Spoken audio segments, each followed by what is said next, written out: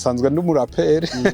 azari bazika sanzwe n'umuririmbyi raperi je sanzwe n'umuraperi muri Australie nakoze byinshi ku by'ukuri byatumye ubuzima bwanje bumenyekana canke menyekana. Check it.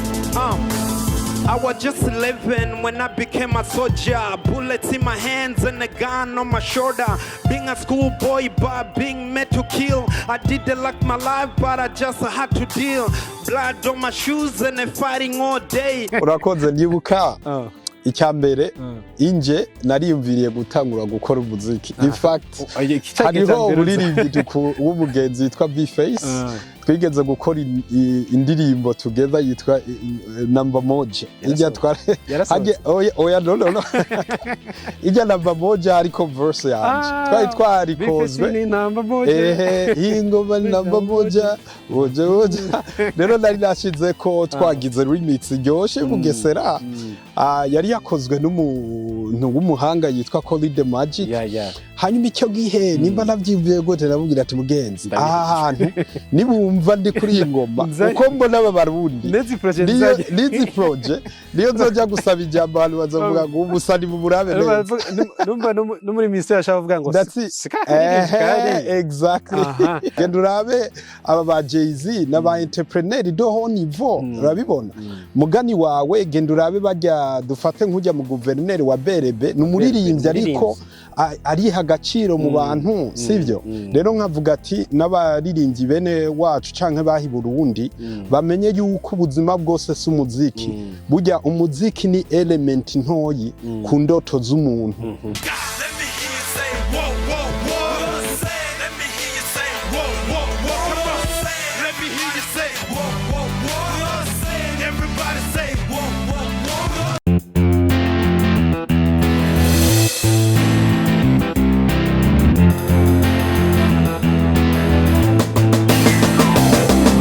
Yes, bakunze open mic. My name is Patrick. Turi kumwe n'umwe mu gwaruka rw'abajene baba diaspora baje gukora ibikorwa byabo mu gihugu c'amavukiro. Ndakuramukije. Ndabaramukije gose. Amazina yose Fablice. Yes, jewe fise amazina menshi nitwa Fablice Manirakiza canke Diodone Manirakiza. Hariho n'ayubuhizi yamwamwe aka abantu batazi muyo batazi mbo hariho iryo bita giteranzovu cyaba kivuye kuki iryo natanguye kurironka nkiba mu nkambi z'impunzi bivanye nuko nari umuntu azi kuhiga inyoni kurusha abandi kuwinda ariko ugiye kuyizana. That's right. Naragema cyane waragema ntiwayihosha. So ndavuga cyane kuba uri mu diaspora ukavuga ati jewe ndagiye mu gihugu cyane c'amavuko aho gatima katanguye kuza ryari kwiyumvira kuja mu gihugu c'amavuko ugakora ibikorwa ntibumaze iminsi uri kurakora muri kino gihe. Urakoze je nkunze kubivuga mu biganiro byinshi jewe ibikorwa ndiko ndakora ngaha narungitswe n'uhoraho nico gituma ubona mpura n'ama challenge menshi canke nemeye gukora ibyo abandi babona umenga biratinyitse. Na jewe nageze ahantu ntahura neza ko ari uhoraho yantumye kuko yagiye aramfasha gusimbuka imitego canke ibigoye bimwe bimwe. Mugabo novuga ati umutima wanje wasubiriye kugugwa n'u Burundi cyane aho je byitwa ko maze imyaka irenga 15 muri Australie. Rero hari mu 2015 ico gihe je kubera sanzwe n'umuraperi azari bazika sanzwe n'umuririmbyi raperi je sanzwe n'umuraperi muri Australie. Nakoze byinshi ku by'ukuri byatumye ubuzima bwanje bumenyekana canke menyekana. Igihe kimwe rero twagiye ku performinga tugira tuwa hano bita muri Istimo ahantu ari impande yo muri Australia. Hari n'abantu wanashaka no vuga ati badateye imbere nka Australia. Rero icyo gihe dushitseyo bwari ubwa mbere babonye abirabura jeho bambaza ati none ni wowe 50 cents ati yes. Yeah, so it was fun. Rero aho byari biryohe nuko nakiriwe n'umukuru w'igihugu waho ico gihe acayongera aba umupoliticien n'ubu rero ni mukuru w'igihugu kandi yitwa José Masota. Yatsindiye Nobel Prize and aratwakira tugira performance tugira ibintu bikomeye cyane nabonye ama video muri ako kantu abazungu ari benshi ndavuga ati umurundi ashobora gufata abazungu nkabo bazi ko kenshi abarundi bagiye kurimba bapakurinda usanga ari mu ma restaurant cyari ikintu gikomeye cyane jewe wanashaka kuri ivyo by'umuziki sinabikoze nka kujya baririmbyi bose baza bakaririmba je haba harimo ikintu cyo kugarukana kwizera mu bantu cyane cyane kwereka abo bana bateye imbere ko hariho ubundi buzima bashobora kubigira mu ruhara rero wasanga ari performing bikaca bibamo n'icyo twita inspiration and motivation speaking kubera urumva jewe nahuye na byinshi nkiri muto ico gihe rero tugeze muri Istimo baratwakira tugira amateka rero ndibuka bariko barasetting up stage ni cyo gihe naciye nsaba ko baduza ibendera ry'u Burundi imbere y'uko performing icyo gihe nari ndarifise kuko nari president w'abarundi bari muri Australie aho bita muri Victoria rero bariko baraduza iryo bendera ku by'ukuri wamenga ni kigumbagumba kinje ku mutima kandi ni kube nkako ryari ryahamagaro rwa ryuhoraho yaranyeretse icyo gihe rero nibaza ko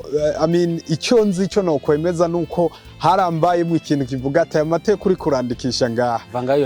yajyana iwanyu ahubwo uhindura Burundi rero niho agatima ko gukunda Burundi cyane wanashaka kurusha uko nari ndabuzi kaziye nkaba rero ndyoherwa cyane n'ibyo ndiko ndagerageza gushikako ukigira projet yo kugira kubaka hariya muri quartier Miroir abantu baravuga ati kada uyu muntu ntavyo azoshobora ariko mu gihe gito uburabishitseko uravyerekana umukuru w'igihugu no munsi watwetse indi projet nibaza ko badakekeranye ubwa mbere izihe comment wumva abanyagihugu canke abandi mu rusange bakubwiye urakoze comment bashazabaye controversial cyane ku buryo niswe umusuma niswe umwescro ndibuka ubwa mbere nagira nje kubaka igitega hano bita Izege hanyuma Izege baravuga ati twereka amafaranga waje wikoreye hamwe duhe ko hamwe ibiki rero baca bagira naho bavuga ngo jewe nje kwiba ama parcelle y'abantu bahita baranyirukana nari nacize amafaranga atari make yari Izege nagiye nyene numva afise ishavu mugaba ntako ndi burigire kuko je ngunze kubwira abantu burya ntiyagira uzibaza Fabrice ngo umuntu akomeye Fabrice n'akantu gato isanzwe ndi nimfuvye anyway urumva sa ahantu ufise mama za kumvugira canke ngo defend mugaba urumva uhoraho urazi ko niwe se w'imfuvye ico gihe rero bahita bavuga ndi umusuma rero ngira Imana muri miriware uhora harahampa turatangura ibikorwa birakogwa wanashaka rero no muri miriware hari abantu benshi bagize comment ati ivyo ntibibaho first of all gute wogura inzu itarabaho second of all uwo mujene abarundi turabazi ayo mahera yakuye kugeza yaho ndibuka ariyo comment nigeze kumva ya banke twariko turakorana ico gihe bamwe bavuze ngo ayo mafaranga ngo nimuyarekure ngwaho waca yigira muri Australie urumva rero byari bibabaje byensiri kuko abarundi gituma tudakundana canke dushigikiranire nico gituma ubona taterambere dushika ko vuba nkuko tuvyifuza rero baranciye intego uko bishobotse ku buryo novuga ati ibice 95% kwijana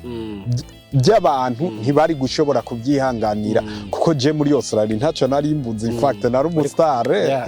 urumva nari nibereho neza natwara imodoka nziza ni muri yanzira nari kuvuga ati you know what abantu they are pissing me off let me just go back mugabo nkunze kuvuga ati kumenya Imana n'umuruho sivyo n'umuruho mugabo wo kwihanganira igitsibo uzoronka ku herezo ryawe kuko abantu bamenye cyane ko burya ubuzima nyabwo si ubuturimwo ubuzima nyabwo amateka nyabwo ni ryari nyuma y'ubu buzima exactly rero muri ico gihe nico gituma mvuga ati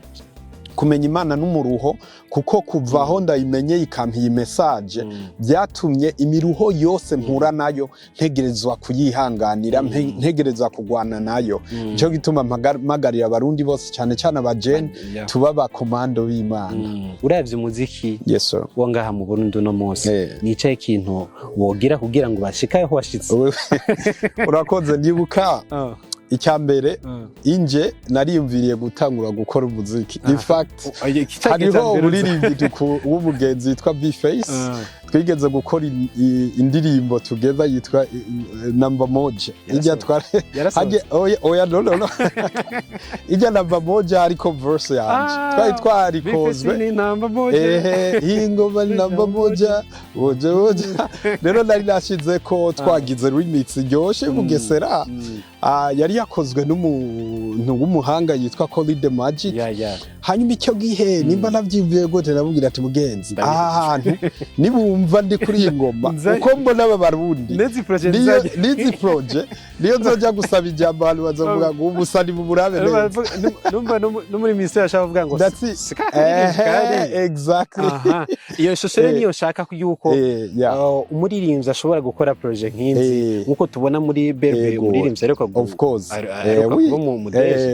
iyo shosho yibona gute muri iki gihugu cyacu. Aha rero urumva igituma wanashaka nari ntanze akakarorero nuko naciye mbona ati paraporo yo guhera mu muziki kandi abantu bacyugaye mu mitwe why not start with business kuko je ndababwira ati right now I'm setting myself up look out ubu rero niho gira ntagure ku release gaba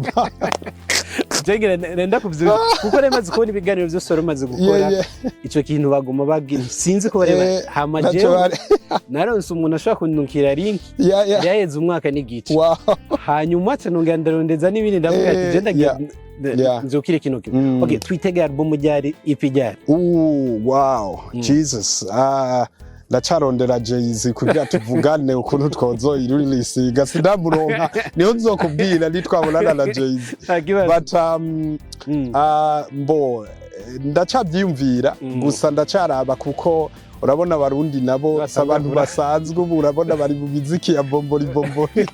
ibisusu n'inzoka so kugira rero uzane indirimbo ziri mu iyo revolution urumva ko ari ikintu umuntu yitondera umuririmbyi arashobora kuba akora izindi project nikaye kajambo hereza abarundi muri iyo shusho baca biha ikintu cyambere cyo no guha umuziki canke abaririmbyi agaciro burya abaririmbyi nibo bantu ba mbere bategereza kuba imbere kuba aba ambassadeur b'igihugu urabibona kuko nibo ba mbere ijwi ryabo rigera kure nkavuga ati rero nosaba either the government canke abakunzi b'umuziki dushigikire abaririmbyi bacu ngaha kuko niryo bendera ry'u Burundi wanashaka muri iyo nzira abaririmbyi nabo nkabahanura ndababwira ati be humble kuko ejo ni wasohora indirimbo ipantaro kacutagura kuyikorora indogo ntihuboneka neza it doesn't make sense genda urabe aba ba Jay-Z n'aba entrepreneur do ho niveau urabibona mugani wawe genda urabe bajya dufate nkujya mu guverineri wa Berebe n'umuririmbyi ariko ariha agaciro mu bantu sivyo rero nkavuga ati n'abaririmbyi bene wacu canke bahi Burundi bamenye yuko ubuzima bwose si umuziki burya umuziki ni element ntoyi ku ndoto z'umuntu nibakora ama business nibakora ibiki baze twubaka amazu genda ndabereke twiyubakire amateka B-Face ndiraza ko so kukindi nacu ravuga ati mu cifuzo canje nari mfise kuzogira management kuri ico kwiryo terambere ntawe ry'umuziki nayo wiyumvira iki cyo gihe urakoze je mfise wanashaka intumbero canke indoto yo ku developing an entertainment center ngaha ishobora gufasha abafise tala cyane cyane abaririmbyi mu kubafasha rero maze kubibona mu makategori abiri of course there is management yo kubafasha kugera kure mugariho na educational management kuko ndibuka muri Australie nashobora kujya kuririmba ahantu bakambwira turafise carte yo kurera abana which means ukigiye kuririmba mu bana mbega urazi uko witwara uri imbere y'abana batoyi iyo ni course ugira sivyo ivyo byose rero nama aspect aza muri iyo novuga ati aza muri iyo secteri dutegerezwa ku enhancinga ngaha